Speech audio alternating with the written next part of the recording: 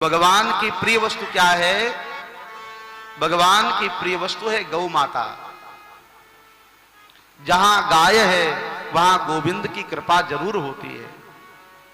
जो गौ सेवा करते हैं उन पर भगवान की कृपा जरूर होती है। और कहा गाय एक ऐसा पशु है, ऐसा जीव है जिसका सब कुछ पूजनीय है।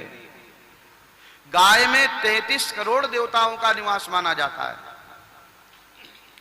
ऐसा कोई देवता नहीं है जो गाय में रहता न हो।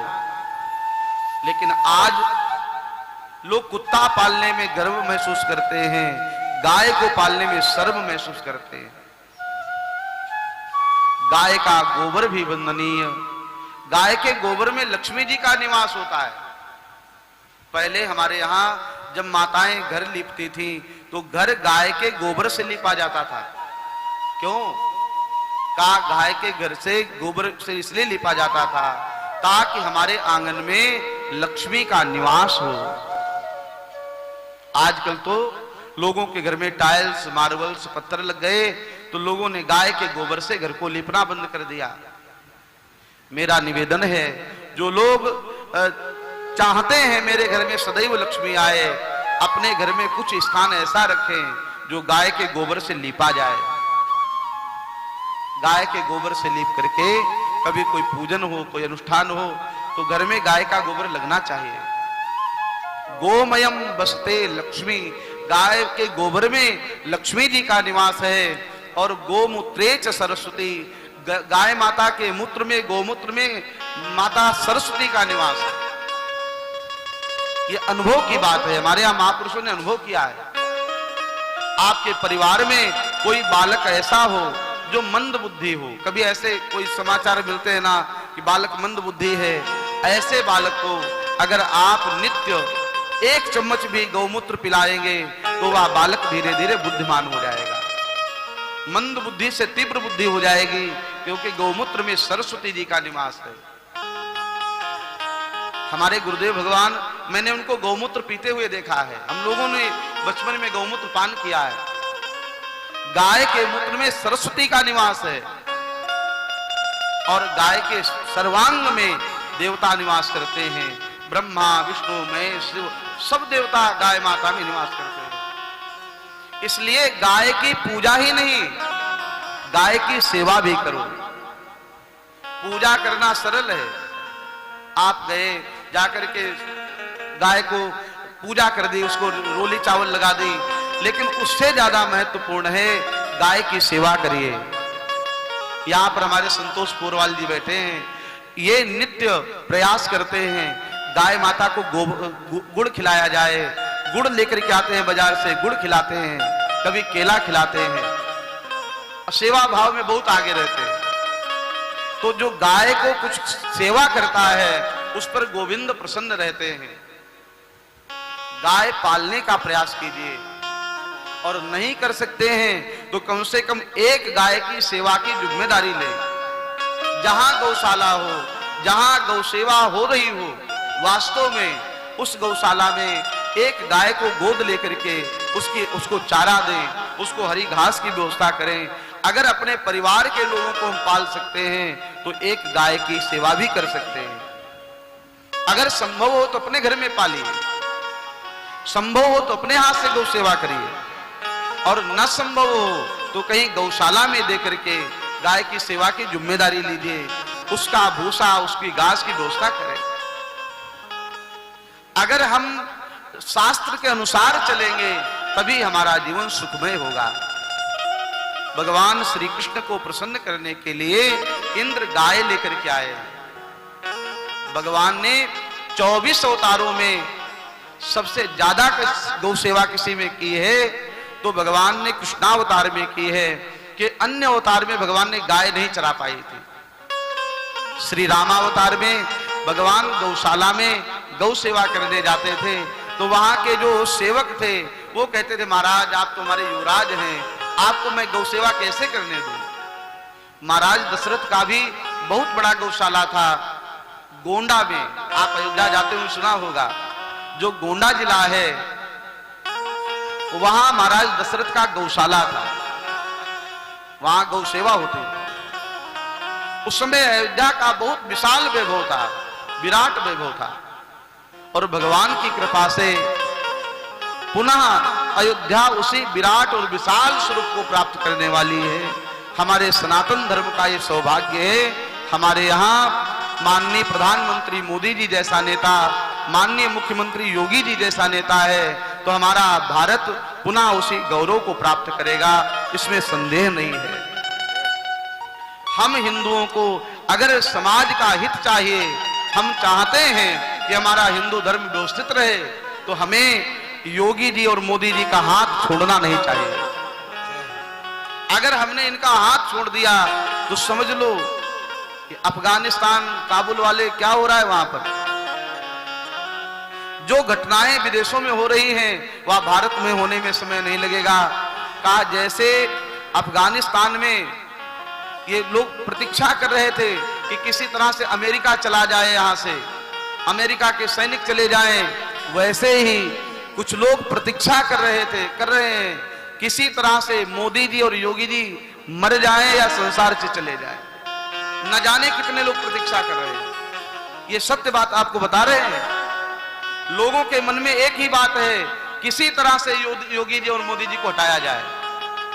तो हमारे सनातन धर्म का गौरव माननीय प्रधानमंत्री जी और मुख्यमंत्री जी हैं, इनके साथ हम हिंदुओं को लगे रहना चाहिए, क्योंकि ये लोग रहेंगे तो हमारा सनातन धर्म सुरक्षित रहेगा।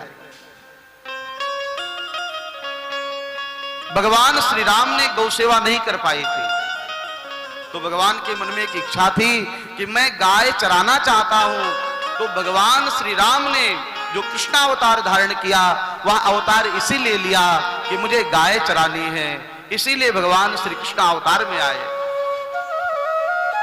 भगवान गाय चराने जाते थे तो अपने पैर में जूता चप्पल नहीं पहनते थे। एक दिन मैया यशोदा ने कहा, लाला अरे अपने पैर में जूता चप्पल तो पहन लो, जूता पहन लो, सोने की जूतियां बनाई है कन्हैया के लिए। लेकिन भगवान कृष्ण ने कहा, नहीं मैया, मैं जूता धारण नहीं करूंगा। क्यों? कहा हमारी गौ माता नंगे पैर चलती है, मैं जूता कैसे पहन लूं? मेरी गौ माता भी तो जूता नहीं पहनती है ना। कितना प्रेम करते होंगे श्री कृष्ण। जो गाय है, का गाय हमारे इष्ट की भी इष्ट है, हमारे इष्ट है भगवान, और भगवान की इष्ट है गौ माता। इसलिए प्रत्येक व्यक्ति का ये कर्तव्य है, वह गौ सेवा जरूर करे। इंद्र अपने साथ में सुरभि नाम की गाय लाए हैं, और उस गाय के दुग्ध से भगवान श्री हरि का अभिषेक किया है। भगवान श्री कृष्ण प्रसन्न हुए हैं, भगवान वृंदावन में वापस आए। एक बार की बात है, भगवान गाय चराने गए, वहां पर जंगल में आग लग गई, और भगवान ने ब्रजवासियों को देखते देखते पूरे जो आग लगी, दावाग्नि लगी हुई थी, भगवान ने मुख खोल करके उस दावाग्नि का पान किया है। भगवान अग्नि पी गए हैं, इससे भगवान ने अग्नि तत्व को पवित्र किया है। भगवान ने वृंदावन में बहुत सी लीलाएं की है। एक बार की बात है, एकादशी का पावन पर्व आया। एकादश्याम निराहारा समभ्यर्चम जनार्दनम स्नातो नंदस्तु कालिंदाम द्वादश्याम जलमाविशत। श्री सुखदेव भगवान कहते हैं, राजन परीक्षित, एकादशी के पर्व के समय एकादशी का व्रत किया है बाबानंद ने, और ऐसा नियम होता है एकादशी के व्रत के बाद गंगा स्नान करना चाहिए या यमुना स्नान करना चाहिए। स्नान करने के बाद दान करना चाहिए, उसके बाद में अन्न जल लेना चाहिए। तो बाबा आनंद जल्दी के कारण रात को 2 बजे जाकर के यमुना जी में प्रवेश किया, और जैसे ही यमुना जी में प्रविष्ट हुए, उस समय वरुण देवता नाराज हो गए। किसी भी सरोवर में, नदी में, जल में 3 बजे रात्रि से पहले नहीं जाना चाहिए। 3 बजे के पहले ब्रह्म मुहूर्त के पहले उसमें जल देवता शयन करते हैं। रात्रि में किसी भी सरोवर नदी में स्नान नहीं करना चाहिए। सूर्य अस्त हो जाए उसके बाद नदी की पूजा कर सकते हैं, उसमें स्नान नहीं करना चाहिए। सूर्योदय के लगभग संत महात्माओं का स्नान सूर्योदय के समय हो जाता है। 3 बजे के बाद मध्याह्न जो ब्रह्म मुहूर्त होता है उसमें स्नान हो जाता है। बाबा आनंद अर्धरात्रि में पहुंच गए तो वहां वरुण देवता के जो सेवक थे वहां नाराज हो गए और वरुण देवता के सेवकों ने बाबा आनंद को पकड़ लिया, ले जाकर के वरुण लोक में बंदी बना दिया। अब इधर ब्रजवासी व्याकुल हो गए, बाबा आनंद कहां चले गए? सब लोग रोने लगे। किसी ने कहा बाबा आनंद लगता है यमुना जी में डूब के समाप्त हो गए। लोग यमुना जी के किनारे आए। मां यशोदा यमुना के किनारे पर खड़ी होकर के रो रही है। ग्वाल बाल श्री बलराम भैया, ब्रजवासी, बाबा आनंद के 9 भाई, सभी लोग यमुना जी के किनारे खड़े होकर के रो रहे हैं। भैया आनंद कहां मिलेंगे? जब ये सुना कन्हैया ने तो हमारे कृष्ण जी भी रोने लगे, भगवान भी मनुष्य की लीला करने लगे। भगवान को तो सब पता है मेरे बाबा कहां है, लेकिन फिर भी ब्रजवासियों का साथ देने के लिए भगवान रो रहे हैं। मैया एक काम करो, क्या तुम कहो तो हम यमुना जी में देख करके आए बाबा जी कहां हैं। मैया यशोदा ने कहा हाँ लाला जाओ यमुना जी में देखो, हो सकता है बाबा जी कहीं मिल जाए। भगवान कृष्ण ने नाक बंद की, यमुना जी में डुबकी लगाई और डुबकी लगाते ही हमारे गोपाल सीधे वरुण लोक में जाकर के पहुंचे और वरुण देवता के पास में भगवान पहुंचे हैं। तो वरुण देवता ने देखा हमारे श्याम सुंदर प्रभु पधारे हैं। वरुण देवता ने भगवान का बहुत स्वागत किया, भगवान को अपने सिंहासन पर बैठाया, भगवान का चरणामृत लिया है, चरण धोए। एक सुंदर की पारिजात पुष्पों की माला भगवान श्री हरि के गले में धारण कराई, भगवान श्री कृष्ण की आरती की है। हे गोविंद आप तो मेरे प्रभु हैं, आप आदेश करें, आपका आगमन किस लिए हुआ है? भगवान श्री कृष्ण कहने लगे आप मेरी तो पूजा कर रहे हैं लेकिन हमारे पिताजी को बंदी बना के रखा हुआ है। कौन पिता आपके? कहा ये नंद बाबा हमारे पिताजी हैं। आहा हा, महाराज वसुदेव चरणों में गिर गए। बाबा आनंद से कहा मुझे क्षमा कर दीजिए, मैं आपको पहचान नहीं पाया, मैं आपको जान नहीं पाया, मुझसे धोखे में अपराध हो गया। बाबा आनंद को बंधन से मुक्त किया है और भगवान श्री कृष्ण बाबा आनंद को लेकर के चले। आज नंद बाबा को भगवान की भगवत्ता देखने का अवसर मिल गया था। अभी तक तो मानते थे ये हमारा छोटा सा लाला है, लेकिन आज बाबा नंद को यह विश्वास हो गया ये हमारा लाला ही नहीं। महाराज गर्गाचार्य जी सही कहते थे, नारायण समो गुणैहि, या आपका लाला नारायण के समान होगा। बड़े प्रसन्न हुए महाराज बाबा आनंद और सब ब्रजवासियों से आके कहा एक बात बताएं, किसी को बताना नहीं। ब्रजवासियों ने कहा बाबा बताओ। कहा पता है ये जो हमारा कन्हैया है ना ये भगवान है, ये नारायण है, ये ब्रह्म है। ब्रजवासियों ने कहा ऐसा क्या देखा आपने? कहा पता है मैं यमुना जी में बैठा थोड़ी था, यमुना जी में मुझे लेकर के वरुण देवता के दूत गए हुए थे और वरुण लोक में जब मेरा कन्हैया गया तो हमारे वरुण देवता ने हमारे गोविंद की पूजा की, हमारे गोपाल का पूजन किया, हमारे गोपाल का चरणामृत लिया, हमारे गोपाल को मालाएं पहनाई। इससे पता चलता है हमारे कृष्ण सामान्य नहीं है, हमारे कृष्ण से कोई सामान्य व्यक्ति नहीं, हमारे कन्हैया साक्षात नारायण है। ब्रजवासियों ने कहा वाह भैया, हम लोग तो अभी तक साथ ही खेलते थे, कन्हैया हमारी जूठन खाता था और कई बार तो हम लोग घोड़े वाला खेल खेलते थे ना, उसमें कृष्ण की पीठ पर हम लोग बैठते थे। क्या मुझे पता ही नहीं था ये भगवान है, नहीं तो मैं पीठ पर नहीं बैठता। ब्रजवासी तो बड़े भोले भाले हैं। ब्रजवासियों ने एक दिन कन्हैया से कहा गोविंद मैंने सुना है तुम भगवान हो। भगवान ने कहा भैया मैं भगवान हूं, क्या कुछ मांगना चाहते हो क्या? ब्रजवासियों ने कहा एक काम करो, अगर आप भगवान हैं तो हमें अपना बैकुंठ दिखा दो। हम लोग जीवित रहते हुए बैकुंठ देखना चाहते हैं। विचार किया कि बैकुंठ बहुत अच्छी जगह होगी, हम लोग भी दर्शन कर लेंगे। कन्हैया ने कहा ठीक है। सब ब्रजवासियों को लेकर के श्री कृष्ण यमुना के किनारे आए और छोटे छोटे ग्वाल बाल जो भगवान के सखा हैं, उन सखाओं से कहा अपने नेत्र बंद करो। उन बाल सखाओं ने नेत्र बंद किए और भगवान ने माया के द्वारा सभी ब्रजवासी ग्वाल बालों को अपने बैकुंठ भेज दिया। सब ग्वाल बाल बैकुंठ पहुंच गए।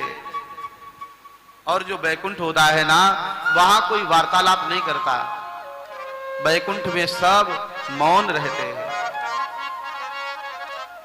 जहां लोग मौन रहते हो समझ लो वही स्वर्ग है। आप परिवार में चाहते हैं परिवार में शांति रहे तो परिवार में कम बोलने का अभ्यास डालें। जिस परिवार में कम बातें बोली जाती हैं, जहां कम वार्तालाप होता है, वह परिवार विपत्ति विवादों से बचा रहता है। जहां वार्तालाप कम होता है वही स्वर्ग है, और जहां विवाद ज्यादा होता है, बातें ज्यादा होती हैं, वही नरक है। जहां झगड़ा है, जहां अशांति है, जो मन में आए वो मत बोलो, जो आवश्यक हो वो बोलो, जो मन में आ जाए वो नहीं बोलना चाहिए।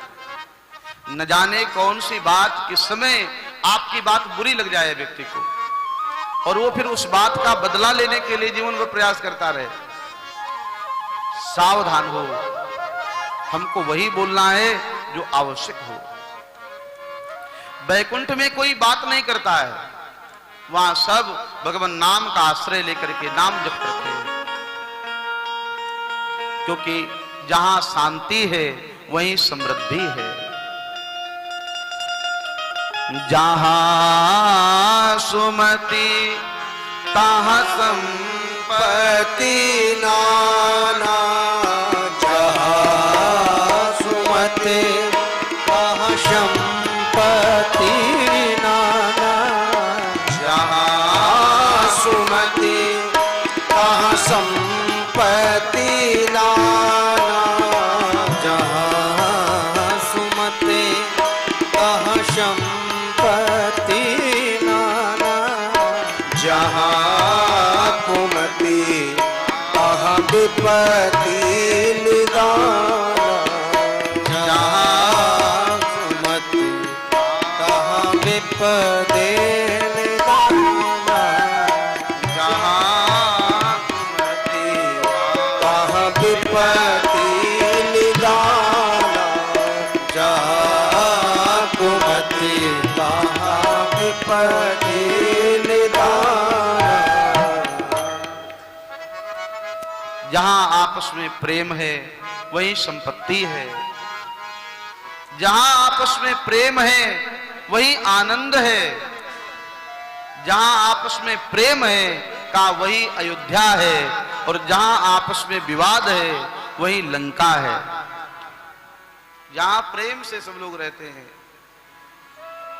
वही अयोध्या है। जहां सब प्रेम से रहते हैं वही वृंदावन है, और जहां सब अलग अलग स्वभाव के अपनी अपनी बात मानने के लिए तैयार रहते हैं, का वो घर अयोध्या नहीं बनता है, वह घर लंका बन जाता है। जहां सब अभिमानी रहते हैं वह घर अयोध्या नहीं बनता, वह घर मथुरा बनता है।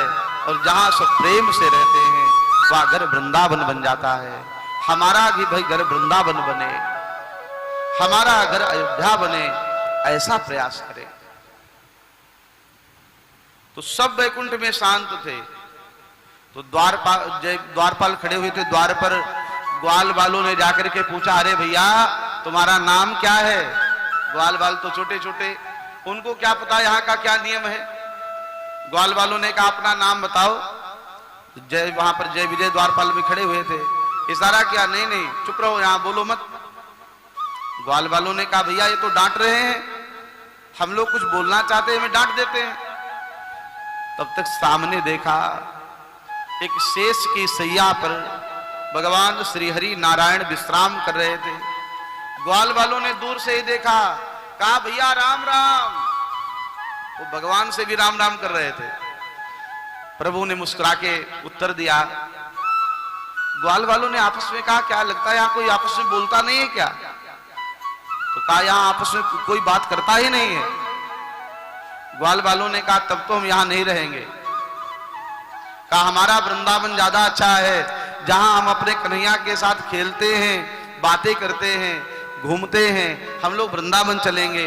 और ब्रजवासियों ने कन्हैया से प्रार्थना की, गोपाल हमें वृंदावन बुला लो, ये बैकुंठ में नहीं रहना है। सब ब्रजवासी वृंदावन आ गए हैं।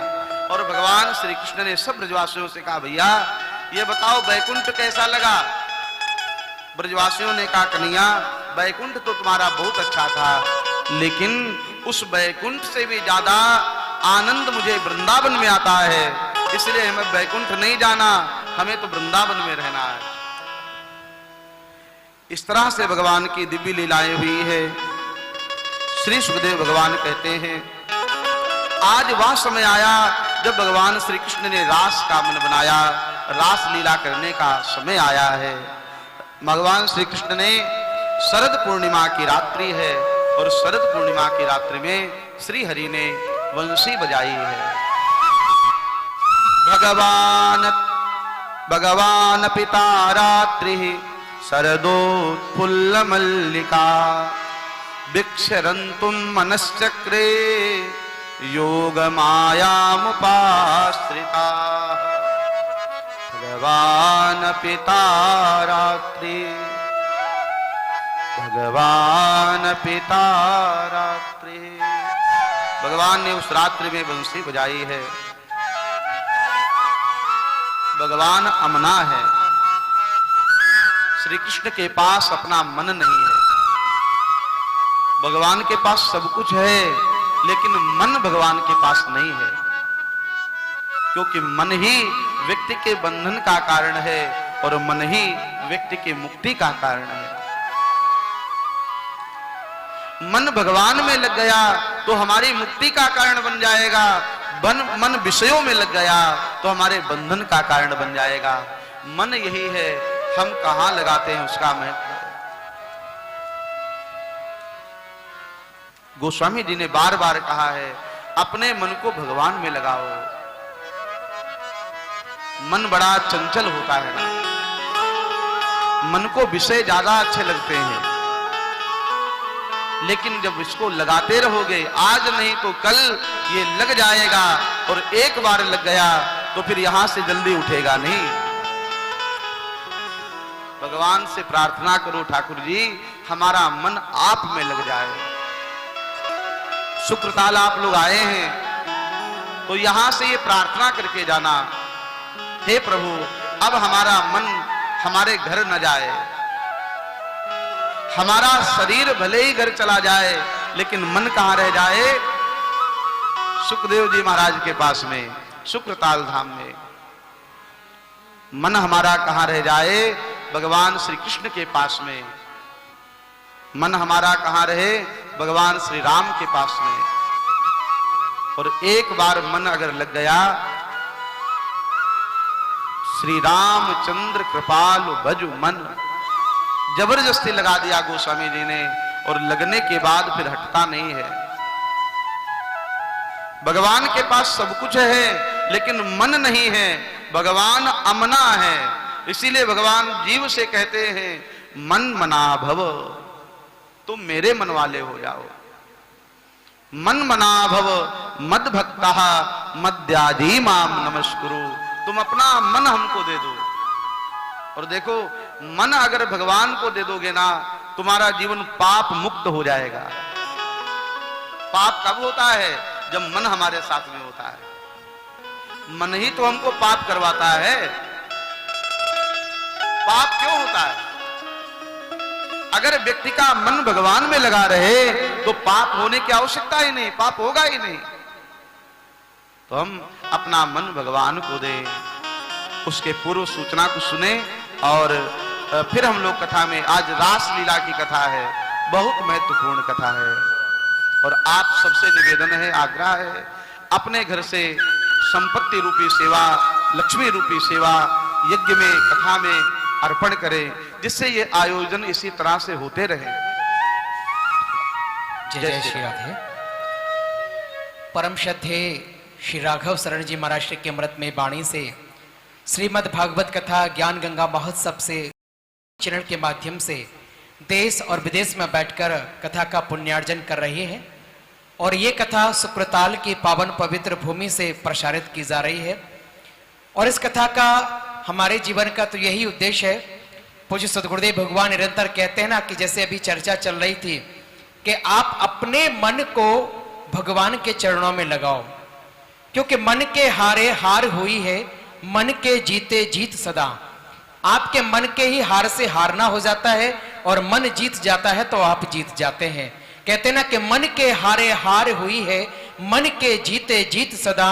सावधान मन हार ना जाना, मन से मानव बना सदा। मानव मन से ही बनता है। और मानव मन से बनेगा कैसे? जब आपका मन परमात्मा के चरणों में लगेगा, सत्कर्मों में लगेगा। बहुत सी चर्चाएं पूज्य महाराज श्री व्यासपीठ से कह रहे थे कि आज का जो दौर चल रहा है, युग चल रहा है, समय चल रहा है, सब चीजों पर प्रकाश पूर्णतः महाराज श्री ने डाला है। और कहीं ना कहीं जब हम भगवत कथा में आते हैं और भगवत कथा में बैठ तो जाते हैं, लेकिन ये बहुत जरूरी है कि हम भगवत कथा में बैठे, लेकिन उससे भी ज्यादा जरूरी है भगवत कथा में कोई एक बात हमारे हृदय में बैठ जाए, हमारे दिल में बैठ जाए। तो यदि आपके दिल में भी ये कथा सुनकर कोई एक बात पूज्य सद्गुरुदेव भगवान की आपके मन में घर बना देती है, मन में आप धारण कर लेते हैं, तो वो आपका जीवन संवर जाएगा। और जीवन को संवारने के लिए आज के परिवेश में जो आवश्यकता है, सत्कर्मों की, धर्मों की, कर्मों की, ये आपको करना है। कर्म आपको करना है, धर्म आपको करना है, सत्कर्म आपको करना है, सेवा आपको करनी है। चाहे वो संतों की सेवा हो, ब्राह्मणों की सेवा हो, गौ माता की सेवा हो, बंदरों की सेवा हो। सुक्रताल में आने वाले निकट भविष्य में पूज्य महाराज ने जो संकल्प लिया है कि यहाँ शांति मिलती है, सुख मिलता है, और आप भी सुख शांति को प्राप्त करना चाहते हो तो भूमि दान का अपने आप में बहुत बड़ा महत्व माना जाता है। तो जो भक्त परिवार जुड़ रहे हैं, आप भी महाराज श्री के सुंदर संकल्प से जुड़ सकते हैं। और 1 गज भूमि दान, 5 गज भूमि दान, जितनी जिसकी श्रद्धा हो, सामर्थ्यवान हो, आपकी पॉकेट जितनी अलाउ करे।